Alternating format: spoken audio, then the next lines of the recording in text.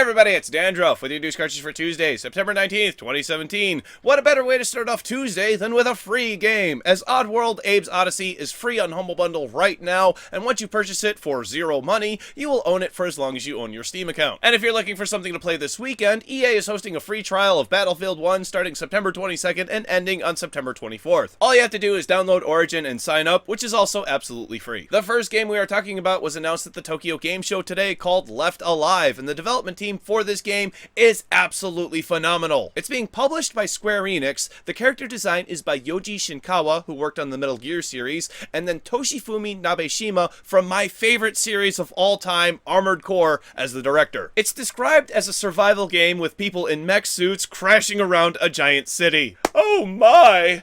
You had me at Armored Core. Also seen at TGS was Earth Defense Force Iron Rain, and if you aren't familiar with this series, it's about defending the Earth from giant invading insects and involves lots of explosions and buildings falling over. I can't wait for it to release on December 7th, but currently it's only planned for Japan. We finally have the release date for the anticipated Monster Hunter World, coming to both PS4 and Xbox One, so mark your calendars for January 26th, 2018, with the PC version coming at a later date. It already sounds like 2018 is going to be off to a great start. Let me know if you're interested in Monster Hunter World in the comment section down below. Released today to PS4 is the classic PS1 game Final Fantasy IX, which has the price of $20 or your regional equivalent, and you can pick it up with a 20% off discount until September 26th. In other Final Fantasy news, for some reason, there is now a Tifa Lockheart mod for Darkest Dungeon. I've got no clue why you'd want to put a character from a 20-year-old video game into a game that released last year, but hey, go nuts if you want to. In update news, the Junkertown map has come to Overwatch and is now live on all three platforms as part of version 1.15.0.1. Horizon Zero Dawn has gotten not one update, but two. The first one provides the ability to save manually, fixed a couple of bugs, and caused the game to crash for some people. The second patch fixed that last crashing issue. And then our final update news is for Forza 7, which has a whopping 50 gigabyte patch on installation, making the game almost 100 gigs in size on Xbox One. Also out today is a demo for Forza 7 for Windows 10, available on the Windows 10 store if you wanted to try it out before it launches on PC on October 7th. Halo DLC is coming to Minecraft and will soon be on all platforms, including the Nintendo Switch, but no specific release date has been mentioned just yet. Next up is a rumor that a Street Fighter Anniversary Edition will be coming to PS4 and Xbox One, because listings keep popping up for retailers across Europe, but Capcom hasn't made any official statements just yet. I've got another rumor coming up next about a Netflix app possibly ready to go for Nintendo Switch, but it's simply waiting Nintendo's approval. There is absolutely no reason why the Switch wouldn't be able to run a Netflix app, because not only does the 3DS run it, they've had one since the original Wii. I have absolutely no idea what would keep Nintendo waiting. Then we have Automaton announcing that they are working on a new tactical shooter that will support up to 400 concurrent players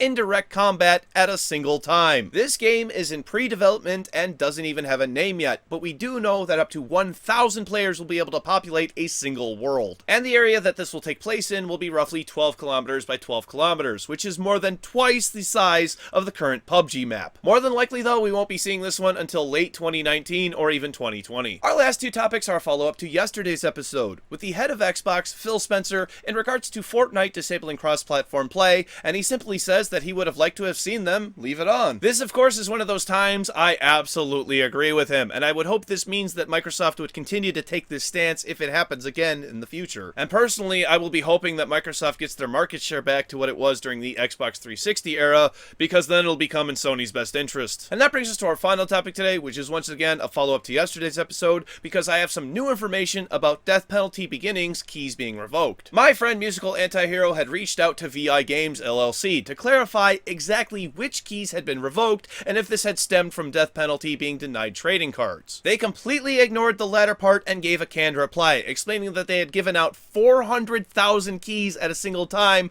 only to get back a return of around $300. They then realized that they had been deceived, and some people were reselling their game on gray market resale sites. They also say that people had bought their game from other stores, yet these were not affected. Finally saying that they did not revoke keys that were issued directly through Steam, only ones that were given away. I believe VI Games to be lying, because I really don't think so many people would get together with the same reason just to defame this specific dev. Beyond that, though, this is not the fault of the individuals who ended up with those keys. This is the fault of the guy who gave away $800,000 worth of product for free and then expected a return on it. Why would anyone buy the game if they could easily get a key from the developer for free? It just doesn't make any sense. Their reasoning breaks down even further when you realize that giving away a key does not make it fraudulent, and you're a shitty person if you think you have to take back the thing you gave away for free, especially when you gave away more than 400,000 of that thing. Really, where is the logic there?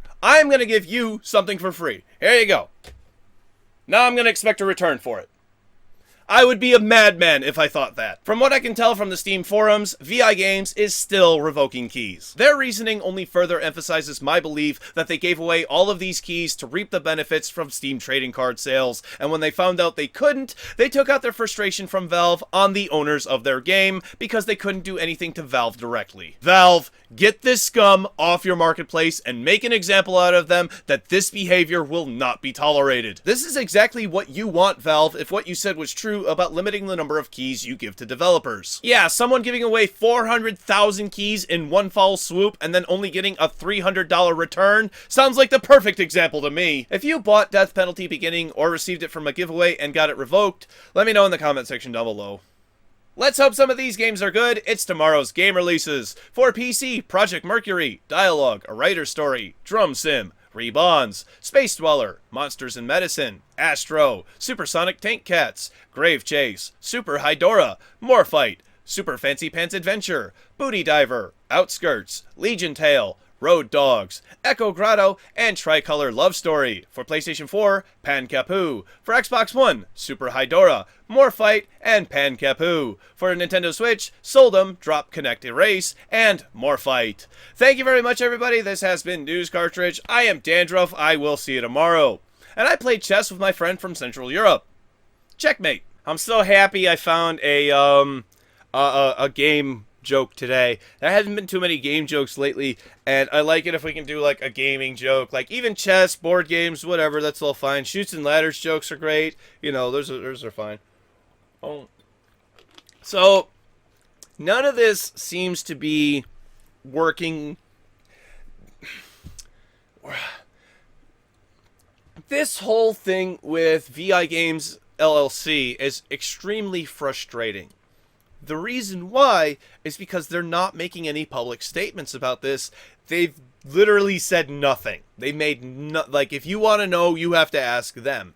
And there, I know I've gotten a couple more contacts in here. There's a guy named Mello who is really big in the Steam forums. He's also got a YouTube channel. He's pretty well known in my little circle.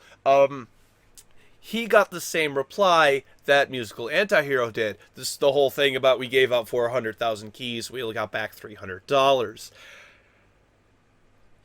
At the time, somebody asks me for $800,000 of my thing for free.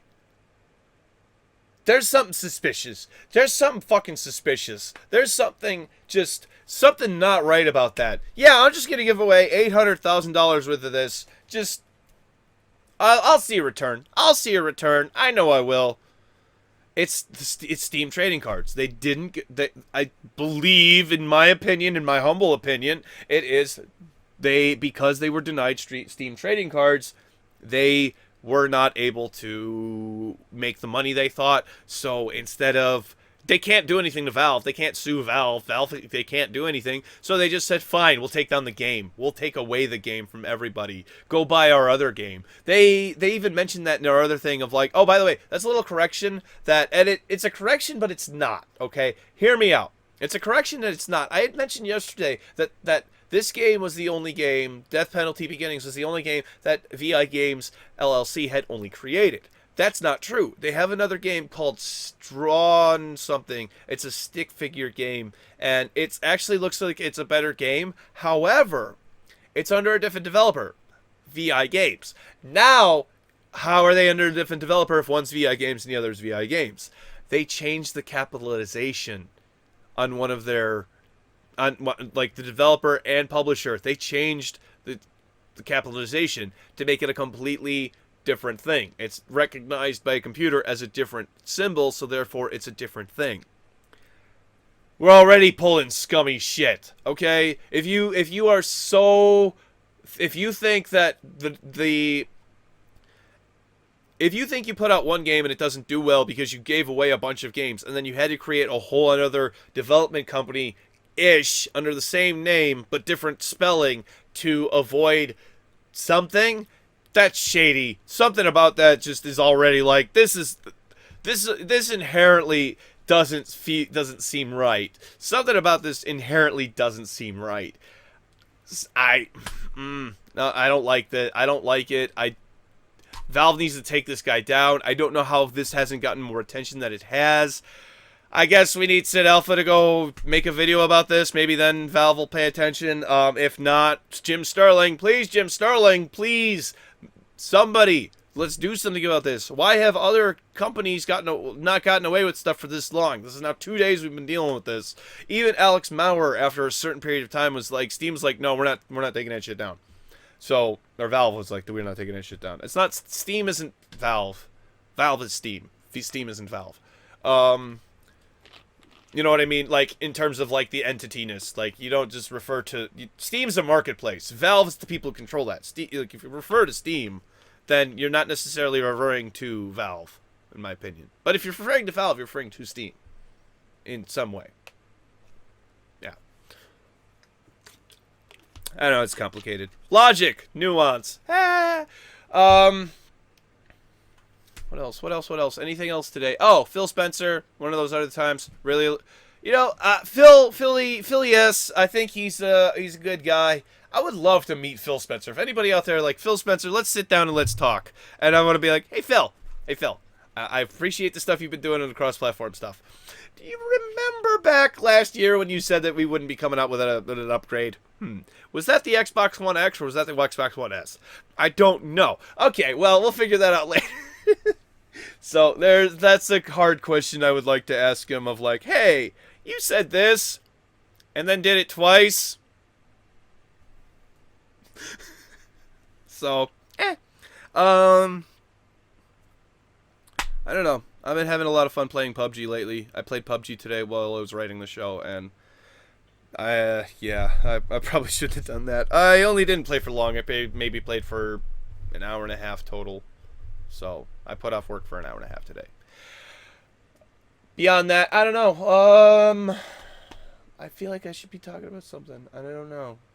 I feel like I got something else to say, and I'm gonna remember like when I'm done, when I'm like downstairs editing, or like when I'm like moving files over. Oh yeah, that's what I wanted to say. I know, it popped in my head. We're gonna be doing a giveaway once we hit 2,500 subs. 2,500 subs. We're gonna be giving away a copy of Rainbow Six Siege. Ah yes. So it's for PC. It's only a Uplay version.